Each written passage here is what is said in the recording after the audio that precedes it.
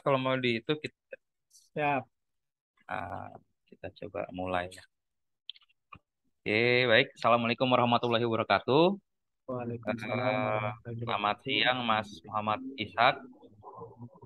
Perkenalkan, saya Gilang, nanti yang akan melakukan interview tes substansi LPDP kepada Mas Ishak pada siang hari ini.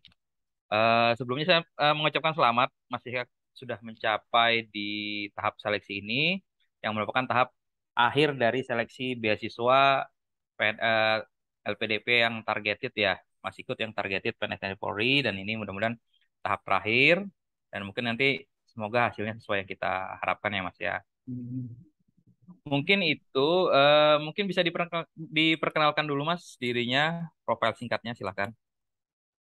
Baik, terima kasih Pak Gilang. Perkenalkan nama saya Muhammad Ishak. Saya saat ini merupakan ayah dari 4 orang anak dan suami dari istri yang sama-sama merupakan PNS. Saat ini saya bekerja di Direktorat Jenderal Anggaran, Subdit Penerimaan SDA Migas, Kementerian Keuangan. Selain bekerja, aktivitas sehari-hari saya adalah yang pertama saya aktif di gym, kegiatan olahraga. Yang kedua, saya merupakan salah satu accounting advisor di salah satu lembaga zakat di Kota Batang. Lalu yang ketiga, saya merupakan panitia penyelenggaraan Kemenkeu Mengajar. Dan saya akan melanjutkan pendidikan S2 di Magister Manajemen Kebijakan Publik Universitas Gadjah Mada melalui beasiswa LPDP. Terima kasih.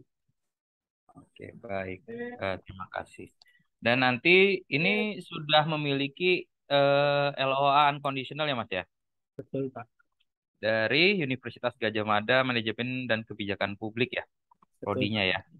Boleh diceritakan singkat nggak proses kemarin dari awal pendaftaran sampai akhirnya mendapatkan LOA ini? Baik. Sebelum saya mengikuti ujian masuk UGM, saya mempelajari dulu jadwal dan persyaratan yang dibutuhkan. Yang syarat-syarat yang dibutuhkan yaitu terdapat sertifikat bahasa, lalu ada sertifikat tes potensi akademik, uang pendaftaran, dan ada diminta untuk membuat esai 5.000 sampai 7.000 kata. Saya mengikuti ujian tes seleksi administrasi, alhamdulillah berhasil, lalu lanjut ke sesi wawancara, diwawancari oleh salah satu dosen di Magister Manajemen dan Kebijakan Publik, sampai akhirnya saya diumumkan lulus dan mendapat LOA. Catatannya adalah pada LOA dinyatakan dimulai perkuliahan itu Agustus 2022. Tapi sebagaimana kebijakan LPDP untuk gelombang 2 tahun 2022, masa perkuliahan paling cepat adalah Januari 2023, maka saya mengajukan defer ke Agustus 2023. Demikian, Pak. Oke, baik. Dan kalau boleh tahu kan kalau kita tahu di Kementerian Keuangan nih sepertinya profil-profil pimpinannya itu kebanyakan dari UI ya Mas ya. Dan kita mungkin sudah banyak kita ketahui bahwa memang ada perbedaan sedikit mazhab antara ekonom UI dan ekonom UGM. Nah ini kenapa nggak ngambil ke UI aja gitu? Kenapa milihnya ke UGM? Baik, untuk kebijakan publik sendiri yang ada dalam daftar LPDP itu hanya 4 universitas, Pak. Yang pertama UI, yang kedua UGM, yang ketiga Unpad, dan yang terakhir adalah Universitas Hasanuddin. Kenapa akhirnya pilihan saya jatuh kepada UGM? Ada 3 alasan yang mendasari. Yang pertama adalah alasan terkait sumber daya yang dimiliki oleh Universitas Gadjah Mada.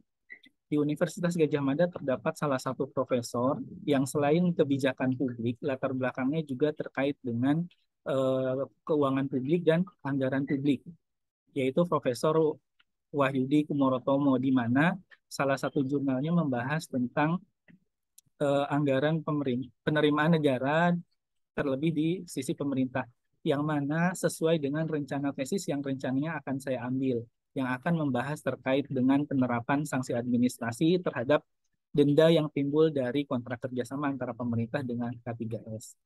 Yang kedua, alasan yang kedua adalah di Universitas Gadjah Mada, kurikulum yang disediakan tidak hanya terkait dengan teoritis, tapi Universitas Gadjah Mada memiliki 2 tools yang melatih soft skill dalam manajemen dan perumusan kebijakan publik, yaitu pengelolaan lab dan pemantauan pra dan progres tesis, di mana menurut saya itu akan sangat membantu saya dalam menyelesaikan pendidikan tepat pada waktunya.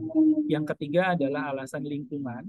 UGM yang terletak di Yogyakarta yang memiliki tingkat literasi yang tinggi, bahkan paling tinggi se-Indonesia, dapat membantu saya untuk lebih baik dalam sisi pembelajaran dan bisa membantu saya dalam menyelesaikan pendidikan sesuai dengan target waktu yang telah ditentukan. Itu Pak alasan yang saya pilih kenapa akhirnya jatuh kepada UGM.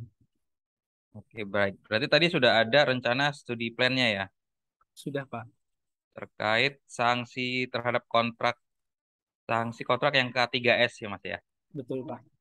Nah, eh kira-kira ini sekembalinya Mas nanti setelah menyelesaikan pendidikan, manfaatnya yang utama itu dari studi plan ini, dari rencana tesis Mas ini, penelitian ini apa ya bagi eh, di di organisasi Mas sehari-hari nantinya? Baik, terima kasih Pak atas pertanyaannya.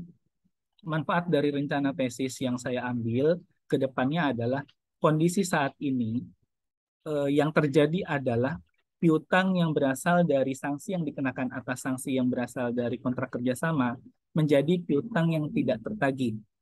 Hal ini saya lihat berdasarkan pada adanya ketidaksinkronan antara pihak Direktorat Jenderal Anggaran selaku penerbit kebijakan dengan SKK Migas dan Kementerian ESDM selaku pengampu dari K3S-nya.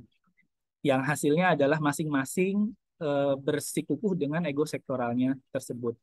Nah, rencananya ketika nanti tesis ini sudah diselesaikan, ini akan menjadi semacam pemersatu antara DJA selaku pembuat regulasi dengan SKK Migas dan Kementerian ESDM selaku pembina dari K3S tersebut.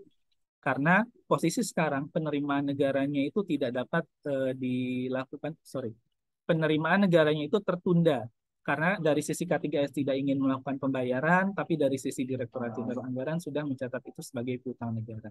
Seperti itu, Pak. Baik, itu bukannya nanti permasalahan substansinya akan lebih banyak di Kementerian ESDM dan SKK Migas ya? Baik, Pak. Bisa seperti itu, tapi kalau menurut saya, yang timbul itu dikarenakan karena proses pembuatan regulasinya yang kurang mengikut sertakan kedua belah pihak tadi. Alhasil, kepentingan-kepentingan yang ada di SKK Migas dan Kementerian ISDM tidak terakomodir dalam regulasi terkait dengan sanksi ini. Sehingga dari sisi Kementerian ISDM dan SKK Migas melihat bahwa penerapan sanksi ini kurang favorable atau kurang dapat meningkatkan daya tarik investasi, malah akhirnya menjadi kontraproduktif dengan minat investasi yang muncul dari industri hulu migas. Seperti itu, Pak. Baik, jadi memang permasalahannya antara di kebijakan inilah kepentingan sektoril dan kepentingan Mas dari sisi anggaran ya, dari sisi APBN-nya Betul, sendiri Pak. ya. Baik, baik. Nah, satu lagi nih saya ingin nanyakan. Itu nanti merupakan goals-nya Mas setelah nanti menyelesaikan studi tentunya ya. Betul, Pak. Salah satunya. Baik. Karena kalau di sini kan saya baca di esainya Mas itu tidak spesifik menyebutkan hal tersebut ya. Kan hanya penyusunan yang RPP, RPMK, terus ada lagi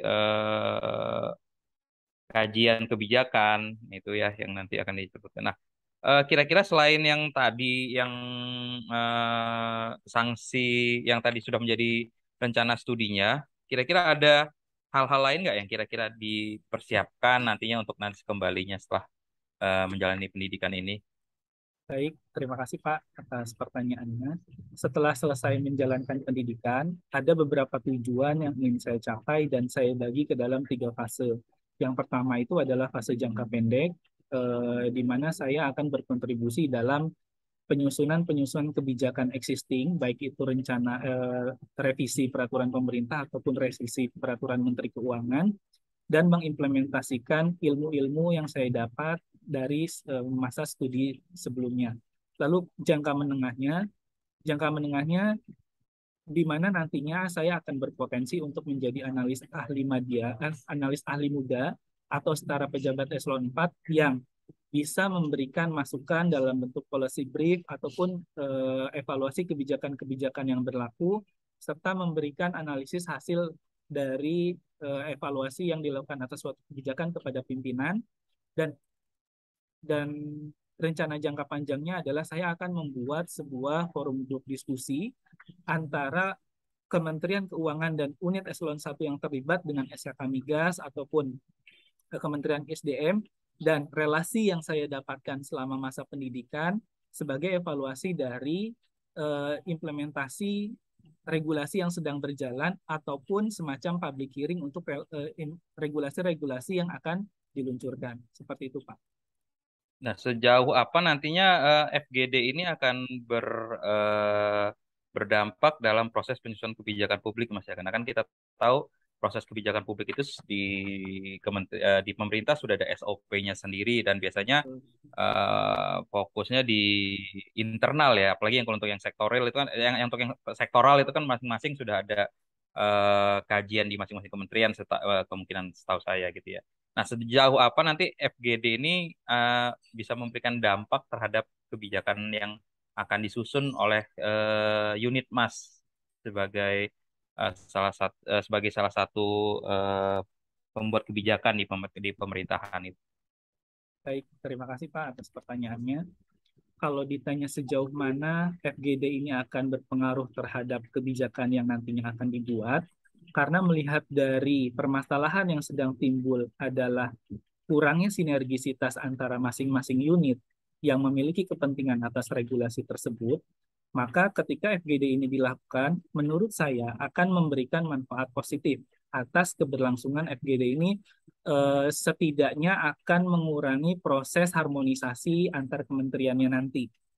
Karena di proses harmonisasi antar kementerian, seluruh pihak yang terkait atau yang memiliki manfaat ataupun kepentingan dari suatu kebijakan tersebut akan dipertemukan. Nah, FGD ini semacam harmonisasi kebijakan tapi sifatnya adalah informal.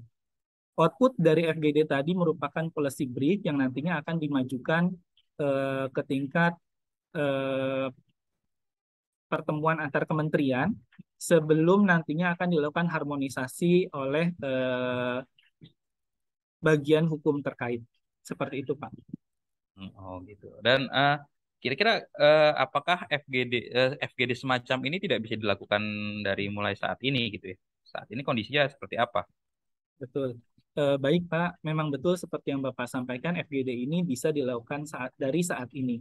Tapi mengingat kapabilitas yang saya miliki saat ini jauh dari cukup terkait dengan kebijakan publik, maka saya rasa tidak akan optimal ketika FGD tersebut saya lakukan dari saat ini. Yang saya miliki hanya kapabilitas dari sisi akuntansinya saja, sedangkan kapabilitas dari sisi manajemen dan kebijakan publiknya masih sangat minim. Seperti itu, Pak. Baik. Berarti ini Mas akan menanggalkan eh, karena ini informal, Mas akan menanggalkan seragam Mas sebagai PNS di Kementerian Keuangan gitu Mas ya. Jadi ini hanya untuk dari sisi Mas untuk sisi informal aja ya gitu ya.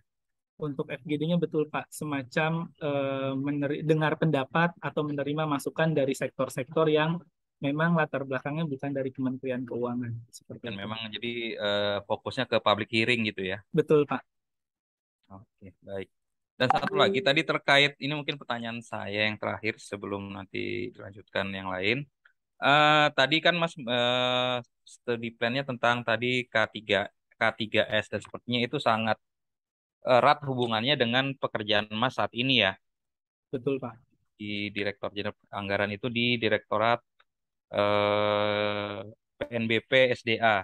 Nah, bagaimana nanti rencana Mas jika nanti sekembalinya setelah melakukan pendidikan ini tidak ditempatkan di posisi yang sekarang? Nah, kira-kira kontribusinya seperti apa atau bagaimana ini studi plan ini akan digunakan? Baik, terima kasih Pak atas pertanyaannya. Salah satu pertimbangan saya memilih program pendidikan manajemen dan kebijakan publik adalah prodi tersebut sifatnya itu bisa universal dan long lasting. Dalam artian, prodi tersebut tidak hanya terbatas pada pekerjaan yang saya geluti saat ini, tapi bahkan ketika nanti saya dipindahkan di bidang atau misalnya di direktorat yang bukan saat ini saya kerjakan, ilmu-ilmu yang saya dapat di pendidikan manajemen dan kebijakan publik itu masih tetap bisa digunakan. Terkait dengan studi plan yang telah saya tuliskan, itu sifatnya tetap dinamis, Pak. Seiring berjalannya waktu nanti, ketika memang tidak dimungkinkan untuk diterapkan setelah saya diskusikan dengan dosen pembimbing, itu juga masih bisa memungkinkan untuk dilakukan perubahan dan penyesuaian. Terima kasih, Pak. Baik, jadi memang kondisinya kalaupun nanti memang tidak di di kembali ke posisi yang sekarang, kemungkinan studi plan ini nanti kemungkinan untuk diterapkannya semakin kecil gitu Mas. Jadi Mas mengharapkannya supaya sebaiknya kembali ke posisi saat ini di tempat saat ini gitu ya. Untuk penempatan ya, Pak.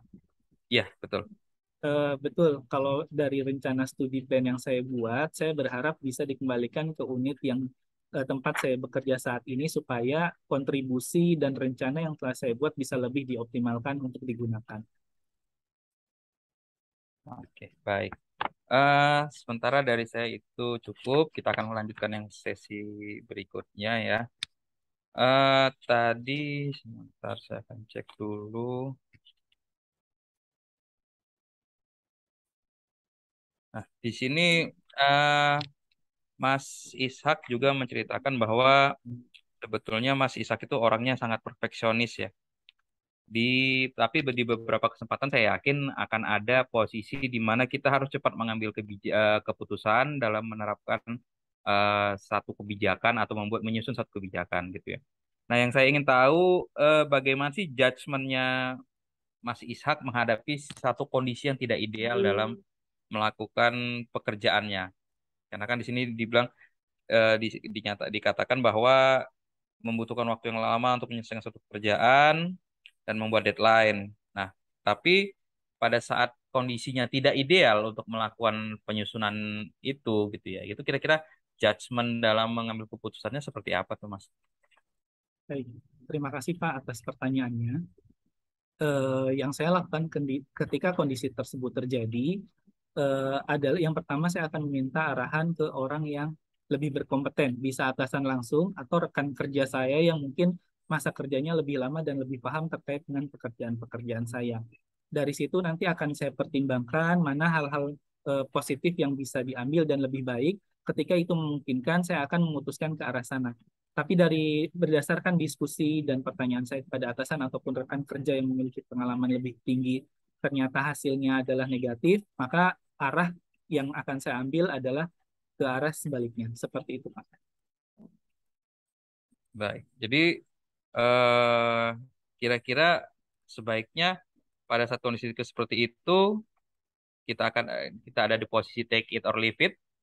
Kira-kira Mas Ishak ini di sisi yang mana nih? Apakah yang risk taker atau sebetulnya atau lebih memilih untuk mengambil sebagai sisi pragmatisnya nih? Kira-kira kalau Mas Ishak sendiri sebagai pribadi itu lebih ke arah yang mana tuh? Baik, terima kasih Pak pertanyaannya. Jika ditanya secara pribadi, saya termasuk bagian yang risk taker, Pak. Dengan konsekuensinya nanti ketika memang muncul tanggung jawab yang harus saya emban, saya akan mengikutinya. Seperti itu. Oke. Di sini juga saya melihat sejak masa sekolah ya Mas punya cerita yang sangat bagus.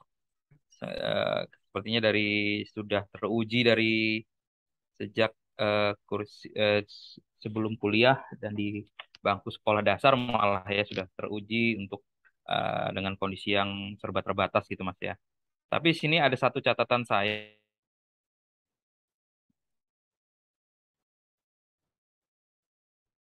di Mas mengalami kesulitan menjalani proses studi dikarenakan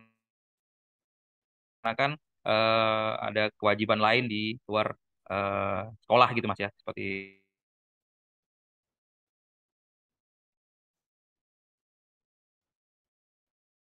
itu ya saya lihat ada sedikit merasa terkendala. Halo. Izin Pak, koneksinya tadi terputus, tapi saya menangkap pertanyaannya. Ya, saya ulang Eh, aja ya, biar Baik, nggak ya.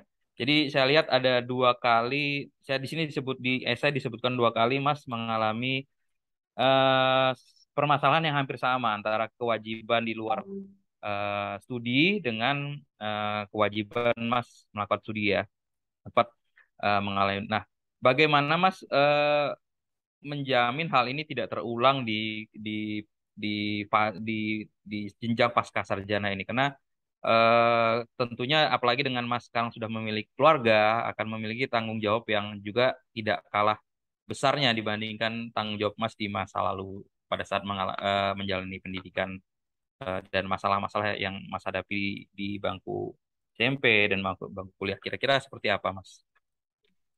Baik, terima kasih Pak atas pertanyaannya. Hal yang bisa saya ambil dari masa lalu saya terkait dengan kondisi yang memang tidak ideal untuk mendalami pendidikan di satu sisi dan di sisi lainnya harus melakukan kegiatan-kegiatan yang bersifat finansial itu bisa saya itu telah saya ambil pelajaran bahwa yang pertama harus saya lakukan adalah saya fokus terhadap tujuan dari status yang saya tekuni saat itu. Ketika memang status saya merupakan seorang pelajar, maka tugas utamanya adalah belajar. Namun ketika status saya utamanya adalah seorang pegawai, maka tugas utama saya adalah seorang pegawai. Nah, dari situlah saya berusaha untuk mengambil beasiswa LPDP ini. Kenapa? Karena menurut saya beasiswa LPDP ini tidak hanya terkait dengan eh, tunjangan yang diberikan, tapi juga termasuk pembebas tugasan dari kegiatan sehari-hari. Di mana dari pengalaman saya, ketika saya melakukan studi atau pendidikan dan saya harus melakukan suatu pekerjaan di sisi lainnya, akan terdapat gesekan yang menyebabkan saya tidak fokus terhadap pekerjaan tersebut. Namun ketika nanti saya lolos dari beasiswa LPDP, maka saya akan dibebas tugaskan dari pekerjaan rutin kantor saya dan saya akan difokuskan kepada pembelajaran yang akan saya ambil nantinya. Seperti itu, Pak.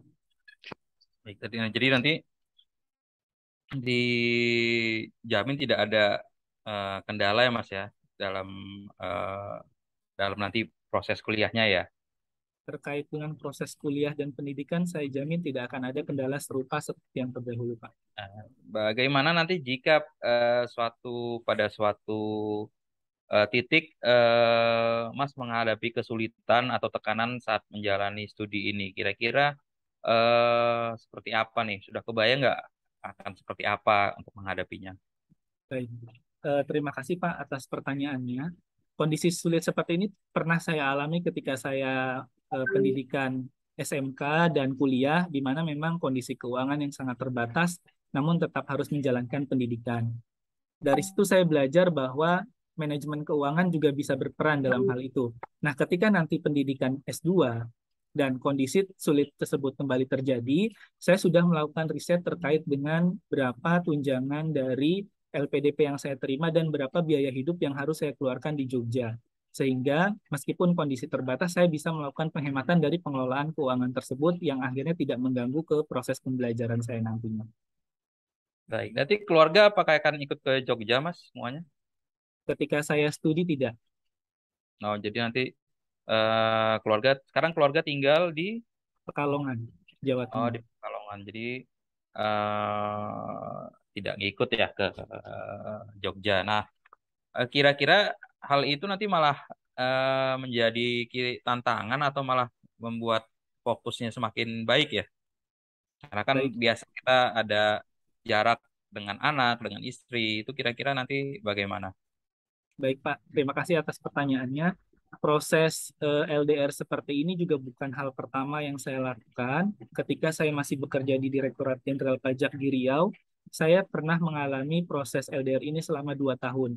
Dan dari situ saya bisa mengetahui bahwa masa-masa di mana saya tidak pulang atau masa-masa saya sendiri di perantauan itu akan lebih efektif membuat saya lebih tekun dalam pembelajaran karena tidak ada aktivitas lain yang harus saya lakukan, tidak ada kegiatan lain yang harus saya prioritaskan seperti itu. Oke, baik. Dan kalau saya lihat ini dari eh, catatan diklat Mas selama 5 tahun, 10 tahun terakhir bahkan ya, saya lihat ini kan diklat-diklat teknis semua Mas ya, tidak ada yang eh, mungkin tidak terlalu banyak yang cross sektor atau di luar kesehariannya tugas sehari-harinya Mas Ishak nih. Nah, ini kira-kira apakah memang permintaan atau diklat ini dilakukan merupakan tuntutan atau memang merupakan permintaan dari inisiatif dari Mas sendiri ya? Baik. Terima kasih Pak atas pertanyaannya. Untuk diklat sifatnya campuran, ada yang memang sifatnya mandatori, ada yang sifatnya merupakan voluntary dari saya sendiri. Untuk yang sifat-sifat dengan latar belakang public speaking, itu lebih ke arah diklat yang saya ajukan sendiri. Tapi diklat-diklat teknis terkait dengan pekerjaan, itu sifatnya diklat yang mandatori dari unit institusi tempat saya bekerja. Oh, jadi memang kebanyakan ini dari mandatory ya. Betul Pak. Nah, kalau dari yang diklat terakhir, pengawasan dan pemeriksaan PNBP ini kira-kira apa yang Mas dapatkan di diklat terakhir ini yang bisa dimanfaatkan dalam melaksanakan tusinya sehari-hari? Baik, terima kasih Pak atas pertanyaannya. Dari diklat terakhir yang saya dapatkan yaitu terkait dengan pengawasan PNBP, yang bisa saya lakukan adalah yang bisa diterapkan dalam pekerjaan sehari-hari. Yang pertama adalah monitoring yang harus dilakukan rutin terhadap penerimaan yang disampaikan oleh mitra. Di saya sendiri, khususnya penerimaan migas lainnya, itu sudah saya terapkan di mana saya menerapkan pengawasan, melakukan pengecekan kepada aplikasi Simponi yang merupakan aplikasi pembuatan billing untuk penyetoran penerimaan negara rutin setiap hari. Yang kedua adalah profiling dari wajib bayar, di mana kita harus bisa mengetahui profil wajib bayar sebelum menentukan kewajiban-kewajiban apa saja yang mereka harus laksanakan kepada negara. Dua hal itu mungkin yang paling menonjol dari diklat yang terakhir saya dapatkan, Pak. Nah, kalau saya lihat dari riwayat pekerjaannya Mas Ishak ini sebelumnya eh, di Direktorat Jenderal Pajak dan kemudian dan saya lihat catatannya di Direktorat Jenderal Pajak pun sebetulnya Mas Ishak ini sangat bagus ya, sangat bisa menorehkan beberapa prestasi. Itu apa akhirnya yang membuat Mas berpindah dari Direktorat Jenderal Pajak nih ke Direktorat Jenderal Anggaran? Apakah ini penugasan atau memang inisiatif dari Mas Ishak sendiri untuk pindah ke unit kerja yang baru ini? Baik, terima kasih Pak atas pertanyaannya. Direktorat PNBP SDA-KND merupakan direktorat baru yang baru didirikan sekitar tahun 2018 ke 2019, di mana unit-unit organisasinya juga ada yang masih bisa dibilang baru dan rata-rata berkiblatnya ke unit organisasi yang ada di Direktorat Jenderal Pajak. Ketika proses pemindahan itu, saya sendiri yang bukan merupakan suatu penugasan, tapi memang saya sendiri yang mengajukan. Yang mana awalnya saya mengajukan untuk posisi sebagai pengawas dan eh, pengawas PNBP, Direktorat PNBP SDA-KND, tetapi untuk subdit pengawasan dan potensi PNBP. Yang mana itu sangat sangat berhubungan erat dengan jabatan saya sebelumnya sebagai pengawas dan konsultasi perpajakan. Tadinya saya ingin membawa pekerjaan-pekerjaan yang sudah pernah saya lakukan di Direktorat Jenderal Pajak ke unit baru tersebut karena dari sisi tugas pokok dan fungsi berbeda sama hanya berbeda dari sisi pajak dan PNBP-nya saja. Tapi ketika proses penempatan yang saya terima adalah saya ditempatkan di subdit penerimaan SDA Migas. Secara pekerjaan mungkin memang agak sedikit berbeda dengan pekerjaan saya sebelumnya, tapi tidak menutup kemungkinan untuk saya memberikan sesuatu yang telah saya dapatkan di DJP sebelumnya ke unit baru tersebut. Seperti itu, Pak. Baik. Eh, jadi kalau bisa lebih spesifikkan, value apa yang ingin Mas tambahkan di organisasi Mas yang baru ini yang Mas bawa dari sebelumnya yang bisa Mas bawa dan Mas terapkan di value yang bisa membantu unit baru ini lebih berkembang itu kira-kira apa? Baik, terima kasih Pak atas pertanyaannya. Sebelum di unit baru ini, saya bekerja sebagai eh, tiga tiga pekerjaan yang sangat berbeda. Yang pertama adalah frontliner, yang kedua adalah pengawasan dan konsultasi perpajakan, yang ketiga adalah penelahan keberatan. Dari tiga unit organisasi tersebut, terdapat tiga unit atau tiga value yang bisa saya bawa. Yang pertama, ketika saya menjadi pegawai TPT atau frontliner, saya mau memberikan kontribusi dalam hal sisi pelayanan prima, yang mana memang sudah diajarkan ketika saya menjabat sebagai petugas pelayanan terpadu. Yang kedua, dalam proses pengawasan dan konsultasi perpajakan, saya ingin membawa value bagaimana melakukan pengawasan dan profiling terhadap wajib pajak seperti yang saya lakukan dulu kepada wajib bayar yang ada di Direktorat PNBP SDA KND. Dan yang ketiga, proses penelaahan keberatan. Saya juga ingin berkontribusi bahwa proses-proses seperti itu sudah sering saya lakukan dan di PNBP sendiri itu merupakan proses yang baru yang nantinya bisa saya terapkan proses-proses yang telah saya jalani sebelumnya. Seperti itu, Pak. Oke. Mungkin nantinya akan jadi pertanyaan terakhir.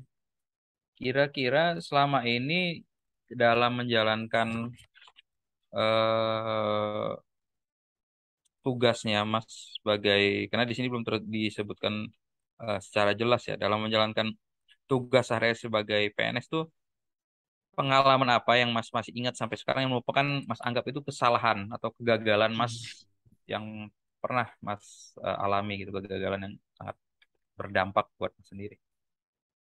Baik, terima kasih Pak atas pertanyaannya. Pengalaman yang bisa jadi pelajaran selama saya menjadi PNS adalah pengalaman ketika saya menjadi seorang penolak keberatan, di mana saya memproses keberatan yang merupakan kesalahan yang saya mulai ketika saya bekerja sebagai petugas pelayanan terpadu.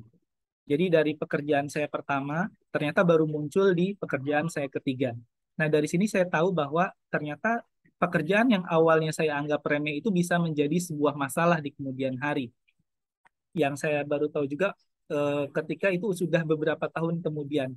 Dari situ saya belajar bahwa setiap pekerjaan itu harus saya lakukan sebagai seprofesional mungkin, semaksimal mungkin karena saya tidak tahu ke depannya ini apakah akan jadi masalah atau tidak. Seperti itu. Oke, baik. Eh, Bisa dielaborasi lagi Mas lebih contoh kesalahannya itu lebih lebih detail. Baik, ketika proses saya sebagai petugas frontliner, saya menerima berkas yang seharusnya saya input melalui pos, tapi saya input secara langsung atau secara tatap muka. Hal itu akan berakibat kepada jangka waktu penentuan penerbitan sanksi, apakah penerimaan itu dianggap terlambat atau tidak terlambat. Dan hal itu baru saya temui ketika saya menjabat sebagai seorang penelaah keberatan. Seperti itu, Pak. Oh, berarti selama di posisi yang pertama itu proses itu tetap terus berjalan gitu ya. Betul, Pak. Dan saya tidak tahu kalau ternyata itu akan bermasalah di kemudian harinya. Oh,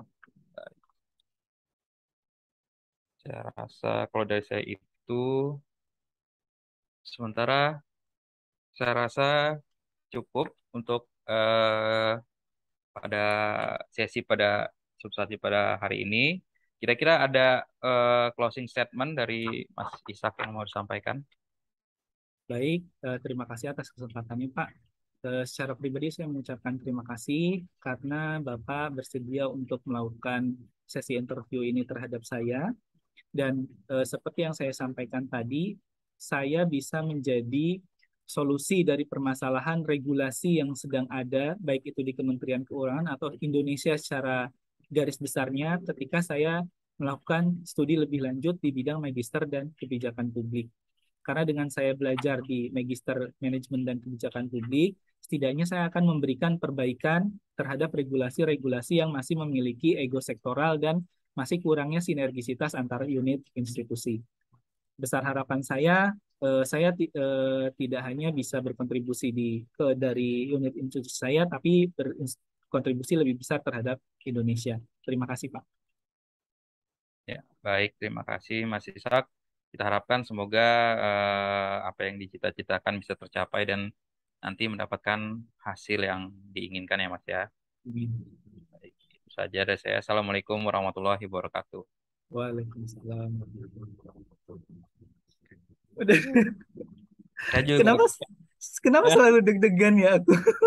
itu bagus. Jangan Mas, saya juga deg-degan ini pertama kalinya, ya bukan pertama kali sih, maksudnya yang benar-benar, kalau yang kemarin ada beberapa kali sudah sama orang yang sudah kita kenal gitu. Maksudnya saya udah kenal lama gitu. Ini dengan Oh, Mas Ishak yang baru pun saya jadinya ikut terbawa gitu. Tapi itu oke Mas. Kayak kalau yang di apa yang di bahan yang saya buat kan saya buat itu di di di di, di halaman terakhir bahwa kita ada quotes itu yang saya tonton dari film bahwa kalau fear itu takutan itu rasa Oh, deg-degan itu yang membuat kita lebih sharp gitu ya itu dan itu wajar sih malah saya dulu yang pas tahun lalu yang pas pertama malah terlalu santai mungkin tidak tidak ada itu jadi malah lebih apa ya tidak tidak siap gitu ya itu sih kalau dan itu tadi masih kelihatan loh Mas kalau ini bahas dari teknis dulu ya tadi beberapa kali kayaknya ada beberapa pertanyaan yang membuat Mas terkejut ya. oh gitu loh itu kelihatan gitu loh. Mungkin bisa diakalin kita sama saya juga dulu dapat saran dari temen itu perbanyak senyum karena satu senyum itu kita bisa memancarkan energi positifnya yang kedua itu bisa jadi salah satu cara kita untuk poker face jadi kita Oh, kita senyum aja gitu jadi interview ini nggak tahu nih kalau kita kaget atau nggak enggaknya tahu. kita iya senyum aja pokoknya jadi ya selama tadi kalau saya cek bener apa enggak kita hampir 42 5 menit menit ya.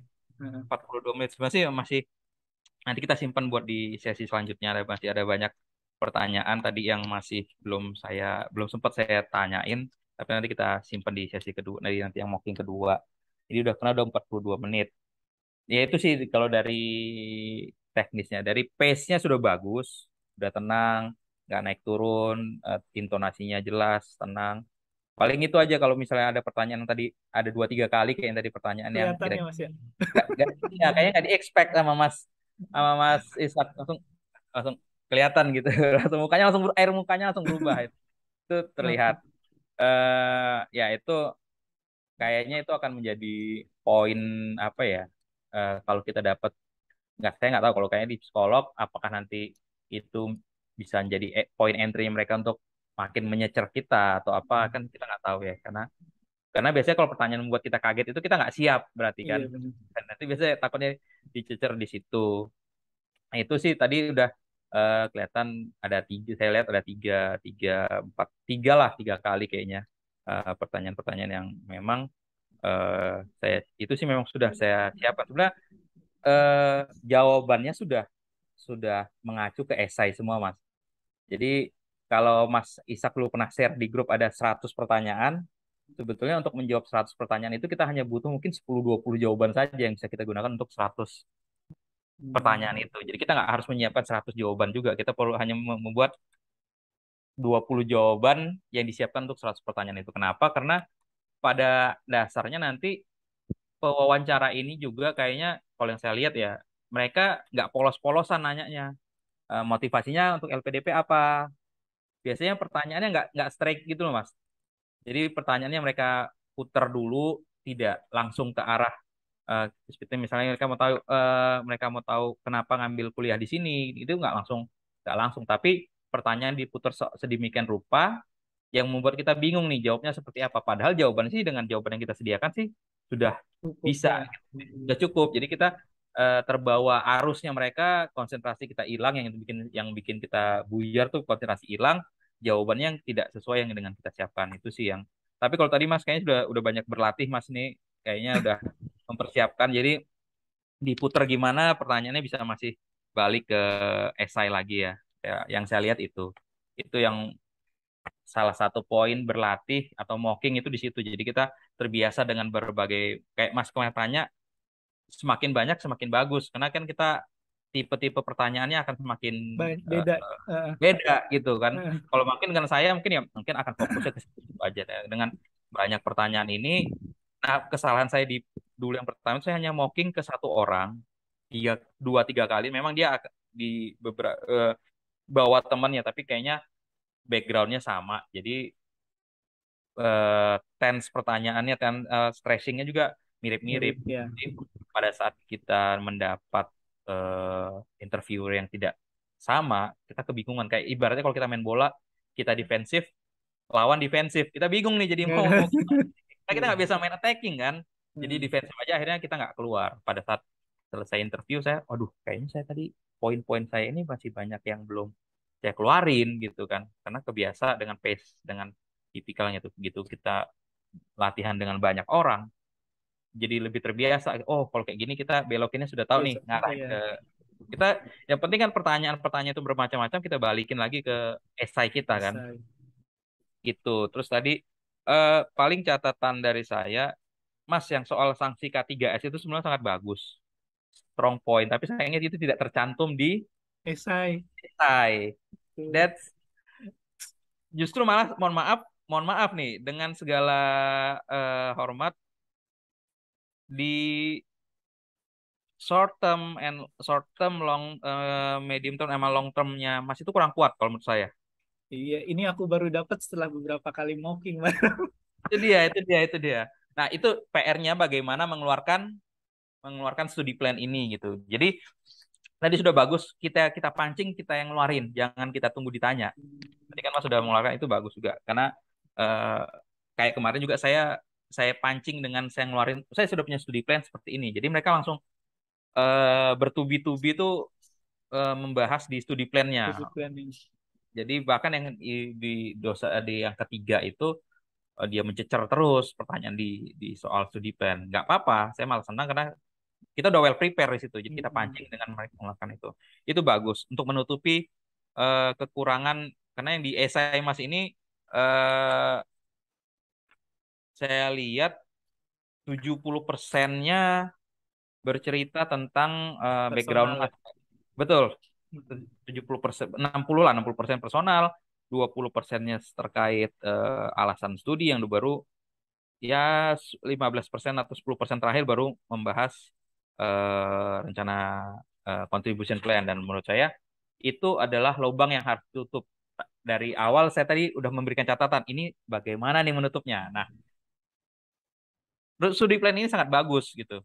K3S mungkin nanti di, di apa diberikan angka-angkanya gitu ya. Jadi dengan Oh, menunjukkan nominalnya. angka-angkanya yang bisa membuat mereka tertarik gitu. Bahwa kenapa saya mention K3S ini bahwa angkanya segini potensinya. Kan dari tadi kayaknya masih belum menyebut angka ya, Belum, baru belum.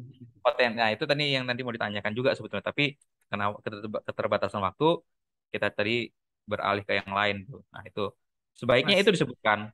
tapi Nah, nggak masalah ya. Kan ini nggak muncul nih di esai aku. Cuman nggak kan apa-apa, memang nggak masih relat nggak apa ya berarti ya. apa-apa, nggak apa-apa, nggak apa-apa. Justru eh makan yang penting masih relevan. Studi plan itu kan masih relevan gitu ya. Justru, nah itu ya yang sudah ada di esai tidak perlu disesali. Itulah adanya. Bagaimana kita mendelivernya masuk ke studi plan ini dengan pengantar dari esainya Mas ini gitu kan. Nanti kalau atau kalau misalnya nanti pada saat misalnya ditanya mereka misalnya masuk masuk ini RPMK yang bagaimana nih, RPP yang bagaimana nih, misalnya masuknya dari situ, Mas bisa masuk.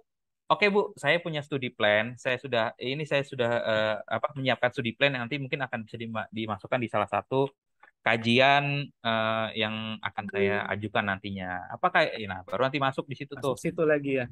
Tuh, baru jadi kita pokoknya gimana pertanyaannya kita coba arahkan balik ke situ. Nah, itu strong point banget untuk sanksi K3S ini karena eh, mungkin dari sisi setahu saya dari sisi jumlah juga sangat signifikan angkanya dan ini kan apalagi sekarang dengan misalnya dengan kita isunya eh, inefisiensi di bidang hulu migas gitu ya. Itu kan nanti kan bisa menjadi nilai jual juga dampak dampak yang bisa diberikan, kontribusi yang bisa diberikan. Karena terus terang ya itu tadi di kontribusinya Mas ini itu jadi PR banget karena eh, kita agak apa ya? Agak banyak miss-nya di situ untuk yang mau digali gitu ya. Karena kalaupun nanti mereka tidak concern, ya Mas harus yang memberikan inisiatif memberikan bidding itu. Tuh sih. Terus tadi ada beberapa pertanyaan yang tadi sudah hampir bagus kayak tadi pengalaman kegagalan Mas dalam eh, dunia apa dalam di pengalaman masa lalu. Tapi saran saya sebaiknya dimasukkan juga value LPDP-nya Mas. Kayak di situ saya Oh, menunjukkan bahwa saya mempunyai kesempurnaan kayak tadi kan berusaha lebih baik ya. usaha baik atau sebetulnya di cerita Mas ini ada beberapa poin yang menegaskan integritas integritas itu nilai-nilai seperti itu yang sebaiknya dikaitkan mungkin jadi pengantar, jadi bridgingnya adalah kisah Mas, tapi pada konklusi di akhir selalu berikan kaitkan itu dengan nilai-nilainya bahwa memang itu yang dicari kan. Gitu. Kayak tadi Kita harus state nggak sih Mas kalau nilai itu yang mau kita sampaikan? nggak apa-apa. Saya mempunyai pengalaman bahwa integritas saya sudah teruji gitu. Saya Oh, mempunyai value, saya profesional, saya mempunyai value, saya mencari kesempurnaan dengan segala keterbatasan. Nggak apa-apa di mention itu malah oh menjadikan ya. strong point-nya. Dan itu yang jadi masalah tadi di introduction sama closing statement-nya Mas Ishak masih terlalu general. Ada beberapa poin kayak Mas tadi nge-gym, tadi ada sebut nge-gym itu ya. Itu saya rasa kurang, nggak terlalu Nggak usah relevan gitu. disampaikan ya. Betul. Kayak kalau misalnya kalau saya dulu saya lebih fokus ke background saya tadi nggak disebut sama Mas Ishak, saya menjalani program D3 di sini, Oh menjalani ya, pendidikan di sini. gitu. Kemudian saat ini saya bekerja dengan fungsi saya sehari-hari ini gitu aja. Maksudnya tidak. Tadi ada beberapa poin yang mubazir disebutkan. Di closing statementnya juga masih kurang itu ya, kurang menjual, kurang gas lagi karena memang tadi Mas masih masih setengah-setengah terlalu panjang dan masih setengah-setengah untuk mengatakan bahwa saya memang harus pantas dipilih gitu loh. Jadi di closing statement itu memang paling 2-3 kalimat sebaiknya yang saya pelajari ya, 2-3 kalimat, tapi betul-betul di situ singkat bahwa memang saya harus dipilih gitu. Karena memang kalau dilihat dari di sini kan apa yang menjadi pembeda Mas juga sebetulnya di sini mana ya tadi yang saya kasih catatan memang kurang spesifik di di pembeda dari peserta lainnya. Tapi nggak apa-apa. Maksudnya di sini masih sangat sangat umum memiliki kemampuan kuat, semangat gigih, pantang menyerah. Mungkin award lain juga akan mengatakan hal yang sama gitu ya. Sama. Tapi satu yang orisinal dari Mas itu, kalau dari pengalaman itu, pengalaman saya selama ini membuktikan bahwa saya tidak pantang menyerah dengan segala Oh kan bisa dijual kan Mas dengan ya, relate kan gitu. Ya apa yang menjadi pembeda mungkin di antara award yang lain, saya mempunyai pengalaman di masa lalu yang membuat saya sudah teruji baik dari segi ketekunan saya tidak mau menyerah kepada keterbatasan saya mau mendobrak keterbatasan saya untuk lebih maju. Nah, itu kan sebetulnya sama nilainya nilai yang kemauan disampaikan kuat, sama cuman semangat yang tinggi. dikasih ini ya. Iya, Benar. nah itu yang saya bilang ada soul-nya gitu, Mas. Jadi soul itu adalah bahwa cerita yang kita sampaikan ini memang betul-betul ada keterikatan dengan diri kita. Ya, siap. Memang original dari kita gitu loh, bahwa ada satu hal yang memang kegelisahan atau keresahan atau memang pengalaman pribadi kita yang memang kita jual untuk suatu hal yang lebih baik. Bukan hanya kita lihat kayak kalau misalnya kontribusi apa ya saya mau mengatasi masalah kekeringan di NTT untuk anak-anak di sana. Ah, emang sudah pernah ke sana? Belum pernah. Nah itu nggak ada soulnya kan gitu Iya, kan. benar. Kontribusinya bagus, tapi nggak ada soulnya karena kita nggak sana aja nggak pernah lihat dari koran gitu. Itu yang disebut soul. Nah di sini Mas bisa masukkan itu. Jadi dari tadi mengkoneksikan cerita Mas ini sebenarnya sudah bagus. Tidak semua bisa keluar dari masalah atau keterbatasan seperti Mas ini di masa lalunya dengan segala keterbatasannya bisa sampai di titik ini itu tidak mudah. Itu juga harus dijual sebagai bridging poin-poin yang mau Mas sampaikan. Jadi terasa ada satu hal emosionalnya itu dapat gitu yang dari nanti interview pun akan nggak flat-flat aja gitu kan. Oh, berarti ada memang nilai yang memang nilai ini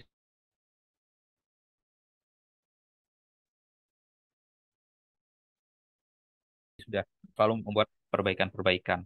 Gitu sih paling beberapa jawaban memang masih agak ngambang kayak tadi yang kan ya menunjukkan bahwa selama mungkin cara penyampaiannya nanti akan lebih dipikirkan gimana cara baiknya karena kalau kita di satu posisi sekian lama kita melakukan kesalahan yang tidak kita sadari itu kan berarti tidak ada evaluasi Mas ya Iya sih. kayak tadi. Nah, bagaimana cara menyampaikannya itu tidak terlihat bahwa Mas tidak melakukan evaluasi. Kalau tadi kesannya kayak saya baru menyadari setelah Oh, saya pegawai baru ya. Gitu. pindah ke tempat baru saya baru enggak. Berarti makanya tadi saya tanya, berarti selama menjalani posisi itu tidak tidak merasa. Baikkan. Nah itu kan berarti kan seolah-olah kita tidak melakukan evaluasi untuk perbaikan gitu ya. Nah, nanti mungkin harus dipikirkan gimana cara menyampaikannya, tidak tidak tidak yang tidak akhirnya menyiratkan bahwa tidak ada evaluasi di situ sih. Gitu sih. Itu aja. Ada pasti nanti kita bisa temukan caranya, mungkin pemilihan kata atau point of view-nya aja Geser ya. diubah, digeser. Itu biasa. eh, Nanti bisa dengan nanti seiring masih ada waktu untuk mencari jalannya sih. Itu aja paling yang mungkin memang harus kita itu tadi tambah tambah contoh sama data di beberapa hal yang spesifik kayak tadi K3S sebutkan contohnya datanya berapa hingga itu semakin kuat gitu. Jadi dengan contoh dan beberapa tadi kurang contoh-contoh real aja sih. Memang sudah kuat tapi kalau ditambah contoh misalnya ya kayak itu menambahkan soalnya ya kayak pengalaman saya tadi saya lupa tadi yang mana tadi pokoknya tadi memang ada beberapa yang harusnya diberikan contoh terutama di pengalaman profesional backgroundnya ya. Itu aja terus tadi teknik menjawabnya juga sudah cukup baik di beberapa entah tanpa disadari atau tidak Mas sudah menerapkan apa ya SWOT ya. Sorry, STAR, di mana Star. Mas sudah di pertanyaan-pertanyaan yang itu udah Mas situasinya seperti apa, tugasnya Mas apa, actionnya, resultnya seperti apa sudah eh, sudah menyebutkan. Mungkin yang di pertanyaan-pertanyaan yang tentang kontribusi ke depan itu aja yang perlu diperkuat Mas. Ya. Nanti strength-nya seperti apa, nanti ada konklusinya seperti apa. Itu kira-kira sih. Kalau dari saya gitu. Kalau Mas sendiri gimana Mas pendapatnya? Eh, aku mau tanya terkait Atau pertanyaan ada yang mau tadi. ditambah nggak apa-apa? Nggak apa-apa gimana? Enggak kok kalau sanggah, aku memang menyadari pertanyaan Nggak, yang tapi ini kan Mas Gilang. apa yang saya sampaikan kayaknya, oh kayaknya nggak pas nih Mas, nggak apa-apa. Itu nanti kan untuk kita diskusi. Enggak kok, benar-benar. Aku sepakat terkait apalagi yang menambahkan soal pengalaman untuk hal-hal yang memang sifatnya general. Itu masuk di aku sih. Yang mau aku Itu nggak? tanyakan terkait tadi Mas, Apa itu Mas? yang pertanyaan kalau misalnya Anda di situasi terus harus milih take it or leave it. Eh ya itu sebetulnya pertanyaan yang menguji konsistensi saja sih Mas. Nggak ada Oh, jawaban benar, nggak ada jawaban salah. lebih ke reason berarti ya. Iya, lebih ke reasonnya. Jadi karena saya tadi menguji Mas tadi menyebutkan untuk memperkuat kondisi Mas yang di sebelumnya. Ya, apakah memang eh, apakah memang jawaban Mas itu memang realnya Mas seperti itu gitu. Jadi ada tadi saya lupa tadi. Pokoknya tadi itu untuk menegaskan aja sebenarnya penegasan dari jawaban Mas sebelumnya. Dan itu memang Hmm, sejalan. Kalau Mas tadi sebutkan misalnya saya lebih pragmatis loh. Tapi kok disebut di pertanyaan sebelumnya lebih ke take arah risk. ya take risk gitu. Itu sebenarnya hanya menguji saja dan bagus kalau tadi Mas take a note di situ memang itu untuk menguji konsentrasi kita sebetulnya bahwa apa Hmm. yang kita sebutkan di belakang itu jangan sampai kita lupa aja. Saya tadi menguji itu kan, soalnya tadi tuh jawabannya agak panjang tuh tadi, agak panjang. Saya lupa tadi pertanyaan tentang apa. Eh, nanti nanti kita lihat di rekamannya kalau memang itu nanti. Pokoknya tadi itu mas jawabannya agak panjang dan saya ingin menguji ini memang dan di situ agak gampang mas jawabnya. Kalau nggak salah itu pertanyaan yang bikin mas kaget deh kalau nggak salah. Saya Terkait lupa. kontribusi berarti. Iya iya betul betul. Dan terus langsung saya tanya kan itu gimana take it or leave it gitu kan. Itu hanya untuk menegaskan saja. Itu di pertanyaan-pertanyaan Oh, kita berubah air muka itu mungkin itu yang akan nanti jadi sasarannya eh, wawancara ya. interviewer. Dia ingin menguatkan. Mungkin hanya dengan pertanyaan mungkin hanya pertanyaan simpel aja, cuman itu akan menjadi kunci. Ini eh, Konsisten enggak? konsisten nggak nih itu aja sebetulnya itu tidak ada pertanyaan salah apalagi yang di apa di sisi psikologi itu nggak ada pertanyaan salah benar sih cuman memang menguji biasanya mereka nanya itu untuk menguji konsistensi kita gitu ya dan kita menghindari suatu hal jawaban yang kita buat pasti bahwa eh iya pas nanti pasti hasilnya segini sedangkan itu belum kita jalanin gitu mas Biasanya kan hal-hal yang Oh, kita jalani jangan kita berikan subjek, oh pasti hasilnya akan seperti ini gitu. Itulah yang saya bilang saya, kalau saya, nggak saya. salah di apa di di PPT saya itu kita menghindari absolute absolute statement untuk hal-hal yang belum kita jalani gitu. Itu sih nanti akan diuji di pertanyaan-pertanyaan kecil seperti itu biasanya. Berarti terkait pertanyaan ini kayaknya Mas yang dirimu tanya kalau misalnya nanti gak ditempatin lagi di unit Oh sekarang. iya betul Iya betul. ya. Iya iya, betul betul betul betul. Nah, gitu kan. Itu kan di future. Nah, itu kan kita kan untuk di ke depan kan kita belum tahu nih. Kita menghindari jawaban pasti atau Oh, oh iya itu akan seperti itu. Jadi saya harapkan saya akan seperti ini seperti ini. Itu sih kemarin yang saya juga dikasih tahu mentor saya bahwa jangan hindari itu untuk absolute absolute statement itu. Dan kayak kemarin saya dicecer kayak kan studi plan saya itu tentang mandatory medical check up untuk peserta BPJS. Di situ saya ditanya berapa angkanya. Saya eh, menjawab bahwa saya belum pernah sejauh itu, tapi saya harapkan angkanya saya perkirakan akan sekian dan sekian dan itu sudah cukup itu. Karena kalau kita buat pasti akan nanti tanya metodenya seperti apa, iya. apa segala macam gitu. Nanti kita akan dikejar terus dan itu jadi kurang bagus juga. Kita terlihat nanti kita belum siap, tapi kita sudah berani menentukan titik A, titik Mulai. B. Gitu kira-kira sih Mas. Ada lagi yang mau di itu nggak yang kita bahas nih dari mungkin Udah yang kayaknya apa ah Mas? ya tadi kira-kira apa masukan saya mungkin yang berbeda dengan yang sebelumnya monggo aja itu karena kan masing-masing point of view-nya masing-masing itu ya masing-masing orang ya. Tapi nanti gimana nanti nanti Mas mengambil benefit dari masing-masing point of view itu aja sih. Ini Karena yang saya aku mau lakukan setelah ini adalah aku merubah skrip. Nah, Mas skripnya seperti apa? Aku bikin di Word sih. Kayak misalnya pertanyaan yang mungkin terus jawabannya apa. Tapi Boleh nggak aku. dari 100 pertanyaan. Itu Oke. bentar-bentar. Aku share screen aja kayaknya ya. Ya boleh Mas share dulu deh. Soalnya belum selesai semua bentar. Oke. Nah, ini tadi bener berarti ada Apa satu tuh? menjadi catatan nih. Nah, modelnya kayak gini dia aku buatnya, Mas. Oke. Oke, boleh Mas di close Mas.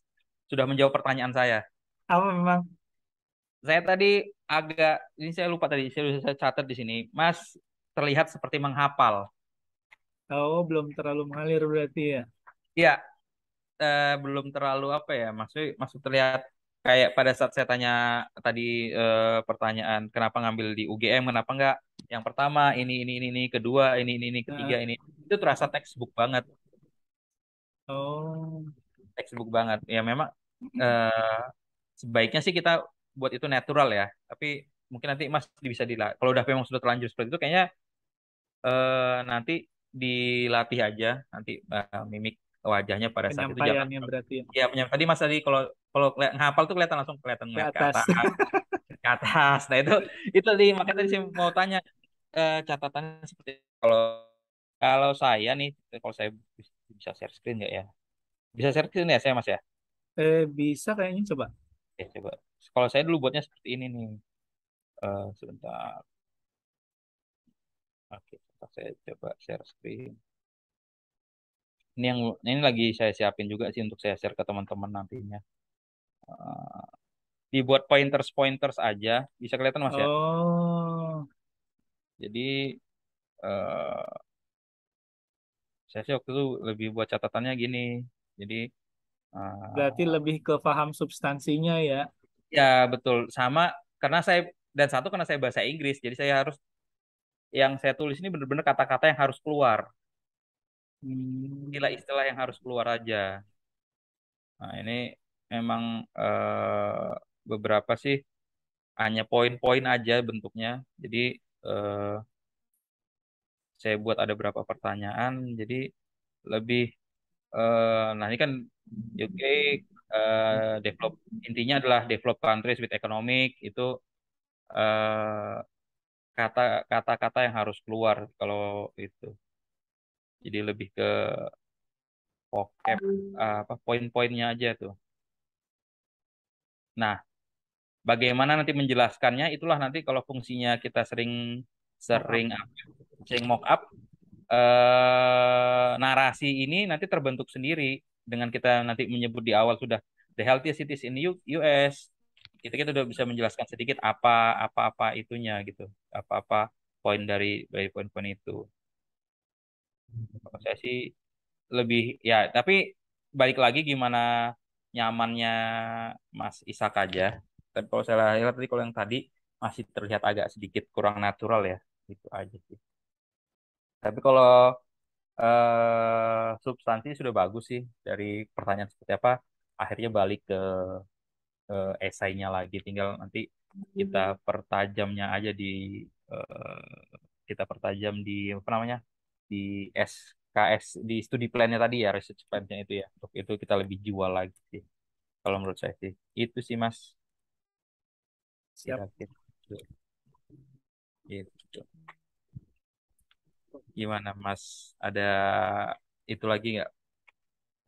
Aku nggak ada resistensi di sini karena dari yang aku dapat sih memang maksudnya dari yang Mas Gilang sampaikan ke aku emang benar juga dari mulai tadi pengenalan, cara penyampaian. Aku tuh kemarin mikir kan disuruh bikin skrip beberapa awardee kan juga bilang bikin Ya, kayak catatan. Cuman kalau misalnya aku bikin kayak aku sekarang nih, memang jatuhnya aku menghafal apa yang aku tulis jadinya ya, ya. Dan sebetulnya itu sebenarnya kalau tanpa ditulis pun kalau Mas latihan terus itu sebenarnya akan otomatis sendiri ter ya. Yang penting poin-poinnya aku ingat ya. betul. Jadi malah lebih natural gitu. Ya, tapi balik lagi beda-beda tiap orang. Kayak aku sendiri, kayak saya sendiri tuh nggak kayak kemarin tuh nggak pernah kayak udah saya bilang belum ya ke Mas Iksak, saya nggak ikut ke Discord, nggak Udah ngikut. waktu aku Nah, tanya iya kan, yang saya nggak ikut itu karena ke join ke paradoks. Telegram, iya nggak join ke Telegram ya. Tapi balik lagi tuh ke masing-masing individu aja gimana mereka nyamannya. Tapi kalau dari yang Mas tadi, memang terlihatnya jadi tidak apa ya eh, flow-nya tidak natural aja. Karena itu tadi saya catat tuh tadi Mas berapa kali kalau pertanyaan yang mudah, justru di pertanyaan yang mudah Mas itu kelihatan menghafalnya di situ. Pertanyaan yang kira-kira pertanyaan template yang sudah pasti keluar tuh langsung Lihat ke atas ya. klik ke atas. Eye kontaknya kurang. Kalau dibanding pertanyaan memang kayak tadi, oh kaget nih dapat pertanyaan ini, wah kaget gitu ya. Tapi Mas berusaha apa apa namanya untuk apa namanya dengan itu tetap terjaga gitu Kontaknya. interaksinya terjaga, Hmm. eye contact-nya terjaga dibanding gitu pertanyaan-pertanyaan yang mudah yang kira kayaknya Mas sudah tahu nih bakal keluar atau kayaknya sudah ada catatannya jadi Mas langsung lebih gitu gitu. Siap. Gitu. Catatannya banyak. Ya nggak substansi sih nggak tinggal teknis-teknisnya aja dikit sih Kayaknya kelihatan sih memang udah butuh latihan lagi aku Mas buat ya penyampaian. dari itu udah maksudnya udah setengah jalan lah udah substansi udah nggak ada masalah tinggal dipertajam dikit sama teknis-teknis kecil itu aja tadi kelihatan sih udah berapa kali latihan sudah kelihatan. Nah, tadi saya uji dengan pertanyaan yang ini harapannya balik ke sini ternyata memang ya benar maksudnya Mas bisa mengendalikan flow itu untuk kembali ke arah Saya lainnya lagi. Karena kan kadang beberapa ya kayak pengalaman saya pas pertama gitu kita hilang ditanya itu kita hilang dari esai jawabannya udah jadi ngaco kemana-mana jadi malah nggak fokus jawabannya gitu sih. Tuh. Makanya tadi sih kalau itu tadi udah kayaknya udah substansinya sih udah itulah tinggal di beberapa sisi terutama gimana kita menutup lubang di contribution plan-nya itu aja. Itu sih yang paling berlubang yang perlu kita banyak ah, tambahin. iya Siap. betul itu paling mas. Dari aku makasih banyak ya Mas. Ini rencananya nextnya kapan kita Mas? Setelah ada tanggal aja ya setelah ada Oh, tanggal kali. mending kayak gitu biar aku bisa prepare, aku perbaiki catatan-catatan tadi. Nanti aku tonton lagi soalnya record ini.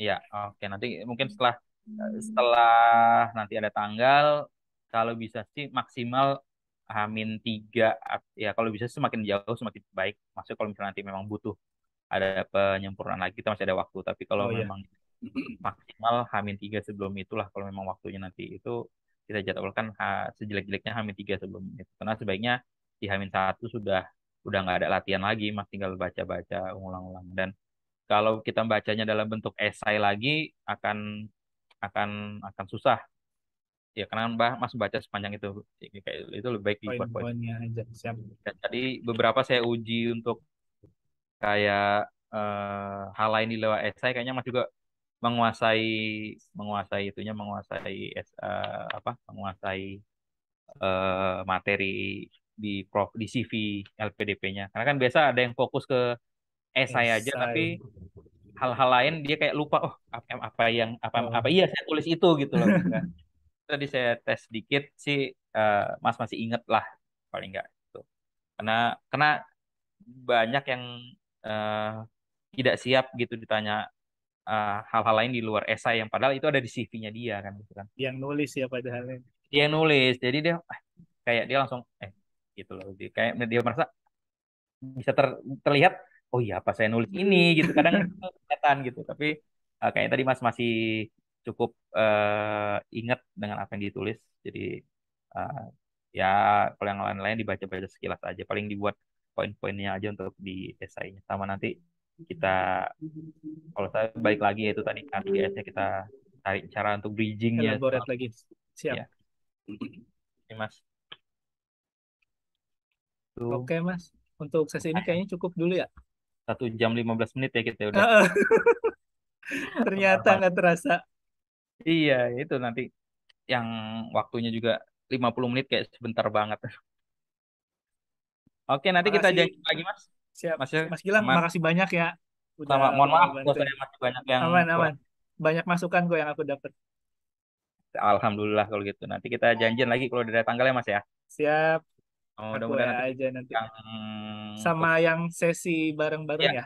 kayaknya nanti difasilitasin sama bagian SDM juga deh kayaknya. Kemarin Mbak Yuk. Mbak Eva udah, tapi nggak Kontak tahu Mas nah. Gilang. Udah itu. Oh, Nanti kayaknya kita mau bikin sesi deh Mas. Oh ya sudah, monggo. Tapi ya kalau memang teman-teman ada itu ya ya terserah aja sih, saya sih kapan aja kalau insya Allah pas lagi WFH sih bisa ya. insya Siap. Allah gitu. Oke, Oke, Mas. Aku izin N ya. ya makasih ya Mas ya, Ya, assalamualaikum. sama-sama. Assalamualaikum warahmatullahi wabarakatuh.